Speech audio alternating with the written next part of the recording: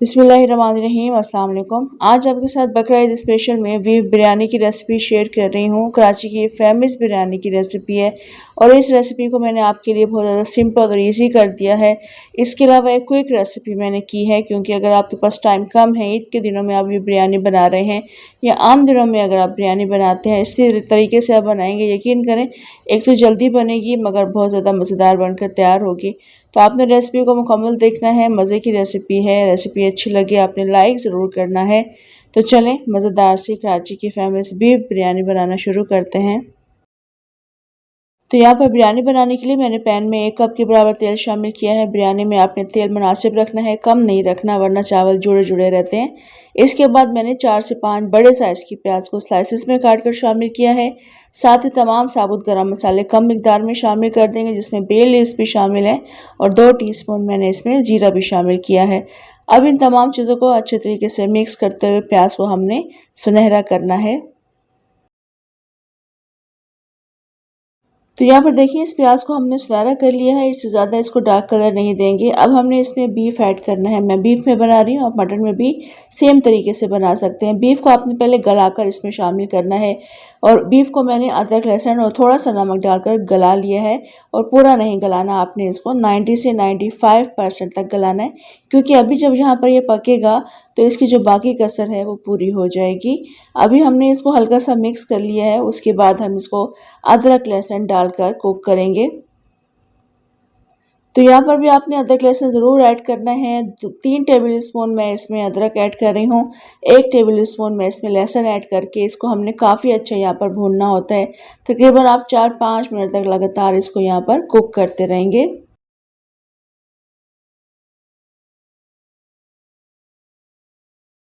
तो यहाँ पर आप देख सकते हैं मैंने गोश्त को अदरक लहसुन के साथ भून लिया है और अभी ये नीचे से लगना शुरू हो चुका है। बस ये कंडीशन जिस तक हो जाएगी उसके बाद हमने टमाटर शामिल करने हैं।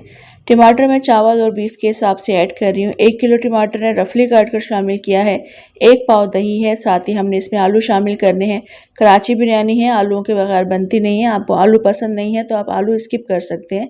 तो आलू को भी मैंने 50% गला लिया है ऑरेंज फूड कलर डालकर। साथ ही मैं इसमें रेडीमेड बिरयानी मसाला ऐड कर रही हूँ। ये छोटा पैकेट मैंने ऐड किया है, साथ ही हम इसमें 2 साशे भी ऐड करेंगे।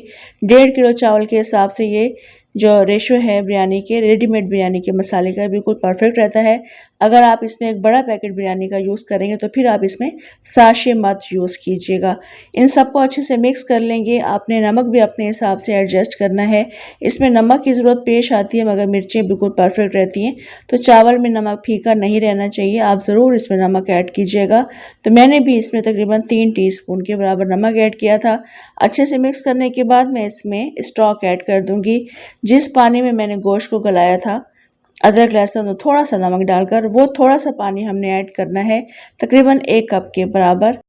तो ये स्टॉक ऐड करने के बाद हम इसको कवर करके रख देंगे 7 से 8 मिनट के लिए, ताकि इसमें टमाटर अच्छे तरीके से सॉफ्ट हो जाएं। टमाटर काफ़ी अच्छे नरम हो गए, बस दोबारा से इसको मिक्स कर लेंगे। टमाटर इसी दौरान चम्मच चलाने से मैश हो जाते हैं। आलूओं की जो कसर थी वो भी इसी दौरान पूरी हो गई है, मगर पानी इसमें काफ़ी है, जो कि बिरयानी के लिए इतना पानी नहीं होना चाहिए। थोड़ा सा पानी हम एवापोरेट करेंगे। गोश्त को आप देख सकते हैं माशाल्लाह गोश्त भी साथ साथ टेंडर हो रहा है। जो कसर थी वो अभी पूरी हो जाएगी। अगर आप शुरू से ही इसमें गोश्त गलाकर अच्छा खासा गलाकर शामिल करेंगे तो इस दौरान गोश्त टूट जाता है, तो ये आपने ख्याल रखना है। तो गोश्त में अभी हमने यहाँ पर कौरमे में बिरयानी के थोड़ा सा नमक भी शामिल करना है। नमक मैं इसमें 3 टीस्पून शामिल कर रही हूँ, बिल्कुल परफेक्ट नमक रहता है। आप अपने हिसाब से शामिल कर सकते हैं। चावलों में नमक कभी भी आपने कम नहीं रखना है। तो इस वक्त हम इसको अच्छे तरीके से मिक्स कर लेंगे, साथ साथ हम थोड़ा सा पानी भी इसका एवापोरेट कर लेंगे। तो यहाँ पर देखिए मैंने तकरीबन हाफ इसका जो पानी है वो ड्राई कर लिया है, यानी एवापोरेट हो चुका है। इतना पानी बिरयानी के कौरमे के लिए काफ़ी रहता है।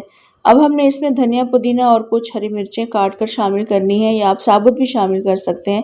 वो डालने के बाद हम इसको हल्का सा मिक्स करेंगे। उसके बाद हमने इसमें चावल शामिल करने हैं। चावल मैं पहले ही बॉयल कर चुकी थी, गोश्त को मैंने पहले ही बॉयल करके रख लिया था।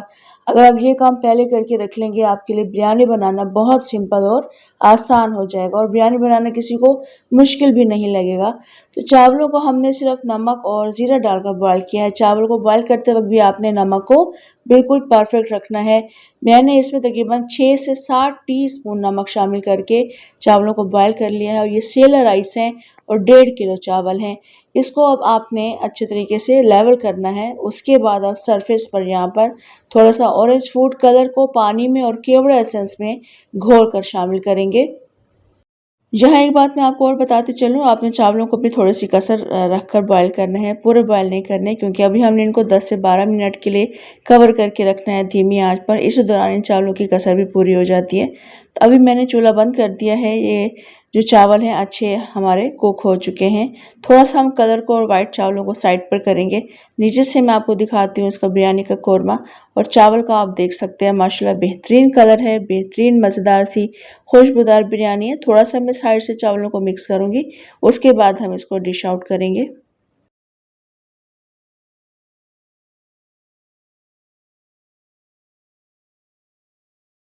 तो ये बीफ बिरयानी की आपने सिंपल आसान और क्विक रेसिपी ज़रूर ट्राई करनी है। इंशाल्लाह आपको ये रेसिपी पसंद आएगी। और सेम रेसिपी आप मटन में भी बना सकते हैं, मगर चिकन में बनाने का इसका तरीका थोड़ा सा डिफरेंट इसलिए है क्योंकि चिकन को गलाना नहीं पड़ता, आप डायरेक्ट इसको बना सकते हैं। तो ट्राई ज़रूर कीजिएगा। कॉमेंट, लाइक, शेयर के अलावा सब्सक्राइब ज़रूर कर लीजिएगा। इजाज़त दें मुझे, इंशाल्लाह दोबारा आऊँगी एक और अच्छी सी रेसिपी के साथ। अल्लाह हाफिज़।